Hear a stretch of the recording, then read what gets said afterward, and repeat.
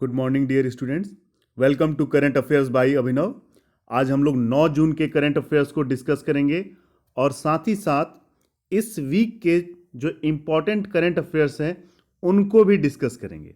यानी जून के first week के इम्पॉर्टेंट करंट अफेयर्स को भी हम लोग डिस्कस करेंगे। 100 किताबों को पढ़ने से अच्छा है किसी एक किताब को 100 बार पढ़ जाओ। ठीक है, आगे हम लोग डिस्कस करते हैं अपने करंट अफेयर्स को। किस राज्य के मुख्यमंत्री ने अनुप्रति कोचिंग योजना लॉन्च की?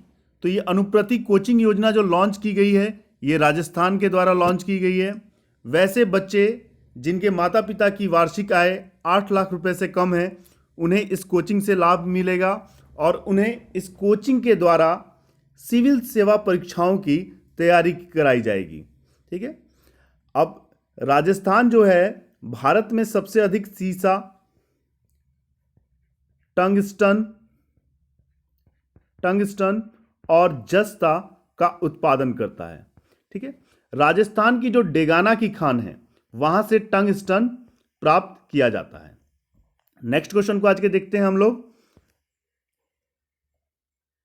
किस कार्यक्रम के अंतर्गत किसानों को दलहन और तिलहन के अधिक उपज वाले बीज प्रदान किए गए? तो ये सीड मिनी किट योजना है जिसे भारत के कृषि मंत्री नरेंद्र सिंह तोमर ने चलाया है और इसमें अधिक उपज वाले यानी हाइब्रिड बीज किसानों को बांटे गए। तो अगर आपसे एग्जाम में क्वेश्चन आता है, पूछा जाता है किस योजना या किस कार्यक्रम के अंतर्गत है ना अधिक उपज वाले दलहन और तिलहन वाले बीज किसानों को प्रदान किए गए, तो वो सीड मिनी किट योजना है और हमारे कृषि मंत्री कौन है? नरेंद्र सिंह तोमर। नेक्स्ट क्वेश्चन है, भारत 77वें सतत विकास लक्ष्य रैंकिंग में किस स्थान पर रहा? तो ये 117वें स्थान पर रहा। अब देखिए सतत विकास है क्या? हम लोग डेवलपमेंट कर रहे हैं तो डेवलपमेंट के साथ साथ अपने नेचर को नुकसान ना पहुंचाएं, है ना। नेचर को ध्यान में रखते हुए अगर डेवलपमेंट कर रहे हैं तो इसे हम लोग कहते हैं सतत विकास या सस्टेनेबल डेवलपमेंट कहा जाता है। ठीक है, तो भारत इस मामले में काफी पीछे है और इस मामले में जो टॉप पर देश है, फर्स्ट पोजीशन पर जो देश है वह स्वीडन है। ठीक है, अब राज्यों के मामले में अगर चर्चा करें तो टॉप पर जो सतत विकास के मामले में जो डेवलप भी कर रहा है साथ साथ में अपने नेचर को भी, पर्यावरण को भी बचा रहा है, तो उस मामले में टॉप पर केरल है और सबसे लास्ट में आपका बिहार है। आप देख सकते हैं सबसे ज्यादा लिटरेट साक्षर राज्य जो है वो केरल है और सबसे कम साक्षर राज्य जो है वो बिहार है। तो इसको याद रखिएगा, नीति आयोग ने सबसे ज्यादा सस्टेनेबल डेवलपमेंट करने वाला जो स्टेट माना है वो केरल को माना है और सबसे कम सस्टेनेबल डेवलपमेंट सतत विकास करने वाला राज्य माना है बिहार को। और भारत का ओवरऑल पूरी दुनिया में 117वें नंबर पर भारत है और टॉप पर आपका स्वीडन है। नेक्स्ट क्वेश्चन को डिस्कस करते हैं आज के हम लोग।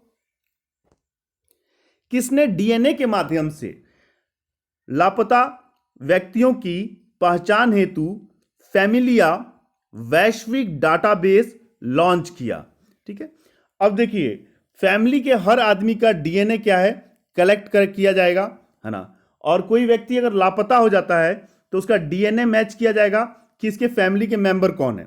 ठीक है, तो ये जो लॉन्च किया है ये इंटरपोल ने लॉन्च किया है। इंटरपोल क्या है? अंतरराष्ट्रीय पुलिस है। इसका मुख्यालय कहां पर है? तो इसका मुख्यालय है लियोन्स शहर में, फ्रांस के लियोन्स शहर में। अब डीएनए की खोज किसने की थी? तो ये खोज की थी फ्रेडरिच मिस्चर ने। दूसरी चीज, डीएनए का डबल हेलिक्स मॉडल किसने बनाया था? ये जो ऐसे करके जो मॉडल था ये किसने बनाया था? तो ये बनाया था वाटसन और क्रिक ने। वाटसन तथा क्रिक ने। ठीक है, इस चीज को याद रखिएगा। और डीएनए का फुल फॉर्म होता है deoxy ribose nucleic acid. Next question को हम लोग देखते हैं, किस रेसर ने बाकू में जो हुआ है फॉर्मूला 1 है ना, अजरबैजान ग्रांड प्रिक्स रेस जीती? ठीक है, तो ये सार्जियो पियो सार्जियो पेरेज सार्जियो पेरेज ने ये रेस जीती है। ये रेस हुई थी बाकू में, है ना, और इसे जो है सार्जियो पेरेज ने जीता है। उत्तर प्रदेश सरकार ने वर्ष 2021 में कितने करोड़ पौधे लगाने का लक्ष्य रखा? तो उत्तर प्रदेश सरकार ने लगभग 30 करोड़ पौधे लगाने का लक्ष्य रखा है, ठीक है। और इसके साथ ही हमारे जो इन्वायरमेंट को मेंटेन करने के लिए जो टोटल जो पर्यावरण रहना चाहिए वो 33% रहना चाहिए, लेकिन अभी वर्तमान में कितना है, वो है 23%, ठीक है। तो हमारा जो नेचर है इसे अगर मेंटेन हमें रखना है तो एटलीस्ट हमको 33% जो है लैंड्स पर जो है कि फॉरेस्ट चाहिए। पीएम मोदी ने किस शहर में ई प्रोजेक्ट की शुरुआत की? तो ई प्रोजेक्ट की शुरुआत जो की है पीएम मोदी ने, ये की है आपको पुणे में, ठीक है। अब इससे क्या किया जाएगा? तो इथेनॉल का प्रोडक्शन बढ़ाया जाएगा, ठीक है। और नेक्स्ट क्वेश्चन को देखते हैं आज के हम लोग। किस राज्य की पश्चिमी गोदावरी, ये एक जिला है पश्चिमी गोदावरी में, जगन्नाथ पालावेलुवा एपी अमूल परियोजना की शुरुआत की गई? तो ये शुरुआत की गई है आंध्र प्रदेश में, ठीक है। अब ये क्या है जगन्नाथ पालावेलुवा एपी अमूल परियोजना? तो ये मिल्क प्रोडक्शन को बढ़ाने के लिए, दूध के उत्पादन को बढ़ाने के लिए ये परियोजना लागू की गई है। और आंध्र प्रदेश के सीएम कौन है? वाईएस जगनमोहन रेड्डी। वाईएस जगनमोहन रेड्डी आंध्र प्रदेश के सीएम है। और ये जो है कि जगन्नाथ पालावेलुवा एपी अमूल परियोजना शुरुआत कहां हुई है? तो ये आंध्र प्रदेश में इसकी शुरुआत की गई है, ठीक है। किस देश ने एमवी एक्सप्रेस पल जहाज को समुद्री पर्यावरण के लिए खतरा मानते हुए जब्त किया? तो ये जब्त किया है किसने? श्रीलंका ने। किस जहाज को जब्त किया है? एमवी एक्सप्रेस पल जहाज को जब्त किया है।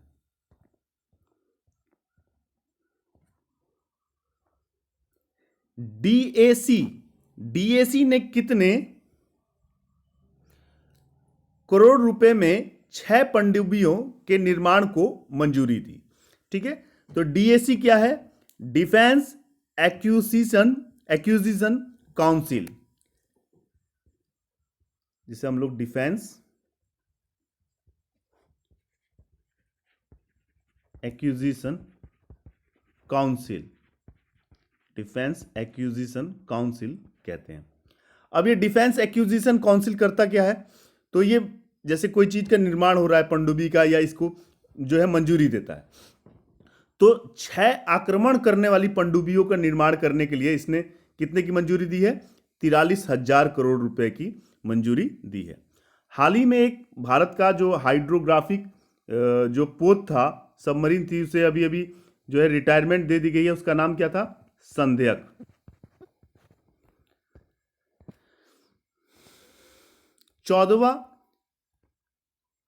24वां विश्व टेक दिवस कब मनाया गया? तो यह मनाया गया 24 मई को। डब्ल्यूएचओ ने किस राज्य में 100 बेड का मोबाइल कोविड केंद्र स्थापित करने की घोषणा की? तो यह महाराष्ट्र में की है। और महाराष्ट्र में कहां? तो उस्मानाबाद में, ठीक है। डब्ल्यूएचओ वर्ल्ड हेल्थ ऑर्गेनाइजेशन, इसका काम है पूरी दुनिया में जो है पब्लिक जो हेल्थ है उसका ख्याल रखना, ठीक है।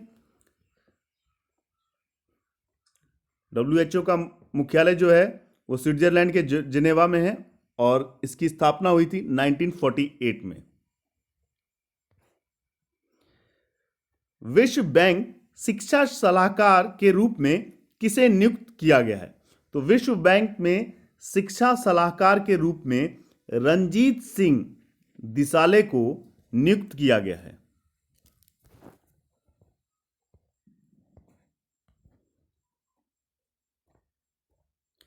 मई 2021 में GST goods and service tax collection कितने करोड़ रहा? तो वो ये रहा 1.03 लाख करोड़ रुपए का जीएसटी कलेक्शन जो है मई महीने में हुआ है। विश्व कीट दिवस कब मनाया गया? तो विश्व कीट दिवस जो मनाया गया वो 6 जून को मनाया गया। 2 जून को तेलंगाना दिवस मनाया गया था।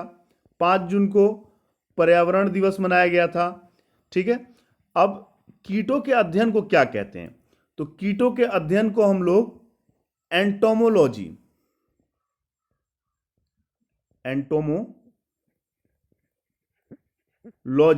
कहते हैं। ठीक है।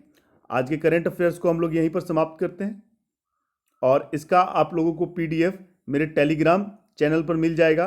ठीक है। जीके जीएस भाई अभिनव सर में आपको इसका जो है पीडीएफ मिल जाएगा।